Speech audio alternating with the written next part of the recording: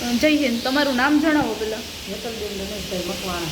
હા, આજે હમણાં બનાવ બન્યો તમારા છોકરા જોડે, બરાબર? એમાં પૂછતાછ દરમિયાન પોલીસ તરફથી તમને કોઈ પણ પ્રકારનું ધમકી કે દબાણ વગેરે કંઈ?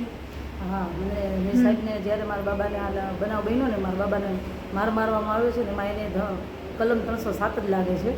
એ લોકોએ 26 લગાવી દીધો છે, 26 24 અને 307 ન લગાવી. તો મેં ફોન કરીને કીધું તો મારા ફોનમાંથી કાપી નાખ્યું. અને જે પોલીસવાળા અહીંયા બેઠા હતા ને, અબ્બાસ સાહેબ કરીને, એના ફોનમાં ફોન કરીને મારે વાત કરીને મને ચોખ્ખું કીધું એ તમારે જે કરવું હોય કરી લો, કલમ તો 307 લાગશે જ નહીં, તમારી ફરિયાદ જ ન લેવાય, તમે ફરિયાદ કરી શકો જ નહીં કે તમારા બાબો ત્યાં મારવા, એટલે મારવા ગયો જ નહોતો મારા બાબો, પણ એ લોકો છોકરા આવ્યા ને એને ભેગા થઈ ગયા હશે, લઈ ગયા હશે કે દુકાને જવું છે. એટલે મારા બાબો ભાગીને બચાવ કરવા જાય છે. એ લોકો લોખંડ પાઇપ એવો વસ્તુ, પછી છરી વડે જીવલેણ હુમલો કરે છે. માથાના ભાગમાં 3 જગ્યાએ મારે છે, એમાં 2 જગ્યાએ નાના ફ્રેક્ચર તરાડ આવે છે. પાછળના પીઠના ભાગમાં 3 જગ્યાએ છરીથી આમ મારી દે છે, ભોદા મારી દે, નાના આમ ખાટ થઈ જાય છે. સાથળના ભાગમાં 6 જગ્યાએ મારી દે છે. અને એ લોકો એમ કહે છે કે આમાં 326 લાગે, 307 ન લાગે.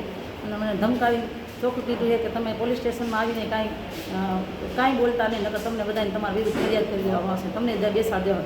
રમેશ તમારા ઘરવાળાને તમે હત્યા કરી નાખ્યા હે, તમારા છોકરાને જો અમે શું કરીશું, મને તમારા બાબાને અમે શું કરી એમ જોઈ લેજો. ચૌહાણ સાહેબ કોણ છે ત્યાં સુધી મને ધમકી આપી છે. અને તમને રમેશ રાણા સરનો કોઈ કોલ આવેલો છે? રમેશ રાણા સર ના, આવ્યો જ નથી. ઓકે, બીજું કશું તમે કંઈ કહેવા માંગો છો? બીજું તો એ કે મારો દીકરો અત્યારે સેફટીમાં નથી, એના પપ્પા તળીપાર છે, હદપાર છે. તો મારા દીકરાને જાનનો જોખમ છે, મને પોલીસથી બીક લાગે છે.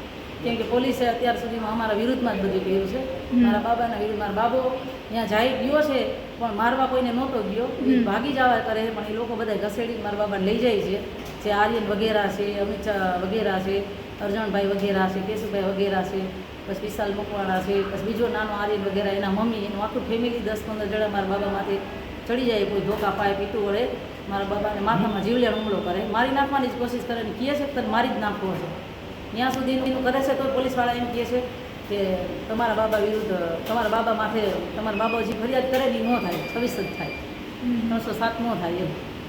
અને 307ની ફરિયાદ લીધી નથી અને 26 કરી અને મારા બાબાને લઈ ગયા. અને એ લોકોએ એને કાંઈ લાગ્યું જ નથી, ખાલી કમરના ઉપરના ભાગમાં લાગ્યું છે.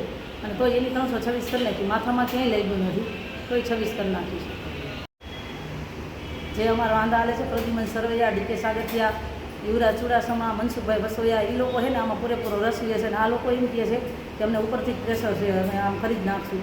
એટલે આમાં મને કોઈ પ્રકારની મારા બાબાની સેફટી લાગતી નથી. મારા બાબા 18 વર્ષનો પૂરો થયો છે, પણ આ લોકો ધ્યાન રાખીને બેઠા જ છે કે રમેશ રાણાને તરીપાર કરી નાખ્યું, હવે આના બાબાને આપણે મારી નાખી ગમે એમ કરે. એટલે એ લોકો ઉશ્કેરે છે મારા બાબાને, જે આ લોકો બાંધ્યા ને એ લોકોએ ઉશ્કેરવાનું કહ્યું છે. એટલે મારા બાબામાં ફસાઈ જાય અને એને જેલ હવાલે કરી અને એને મારી નાખ્યું. અને કોઈ પણ પ્રકારે અમને એન પ્રકારે અમને હેરાન કરવાનો પૂરો પ્લાન કરે છે આ લોકો. અને આમાં આ લોકો ખાસ સંડોવાયેલા છે, ધીરજ સાગઠિયા, યુવરાજસિંહ ચોડાસમા, પ્રદ્યુમન સરવૈયા અને મનસુખભાઈ વસોયા પટેલ છે.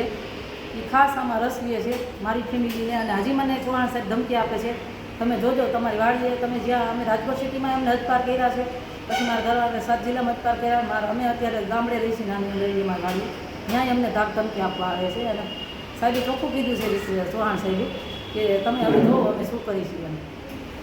મારો બાબો અત્યારે હોસ્પિટલમાં હોય, એને ઉલટી 2 દિવસથી ઉલટી થાય છે. કોઈ ડૉક્ટર પાસે આ લોકોએ રજા લઈને મારા બાબાને અત્યારે અરેસ્ટ કરી જાય છે. અને ડૉક્ટરે લખી દીધું, ડૉક્ટર પાસે મને એવું લાગે છે આ લોકોએ બીવડાવી અને એના કહે ને એવા સર્ટિફિકેટ બનાવી દીધા છે, એટલે 307 ન લાગે. અને ડૉક્ટરે મારા બાબાના ઓપરેશન કર્યા છે, ઓપરેશન થિયેટરમાં લઈ ગયા, 1.5 કલાક ઓપરેશન આવ્યું. મને સાહેબે કીધું નાના ફ્રેક્ચર છે માથામાં, પગમાં, બધે અમારે એને હોય ને નસું એ ચેક કરીને અમારે એના ઓપરેશન કરવા બધું કર્યું છે. તોય આ લોકોએ 307 ન કર્યું. ડૉક્ટર સર્ટિફિકેટ અમને લાગીને એવું બનાવી નથી દીધું, પોલીસના કહેવાથી જ બધું કર્યું છે. અહીંયા ગિરિરાજ હોસ્પિટલમાં પોલીસના કહેવાથી જ બધું આવ્યું.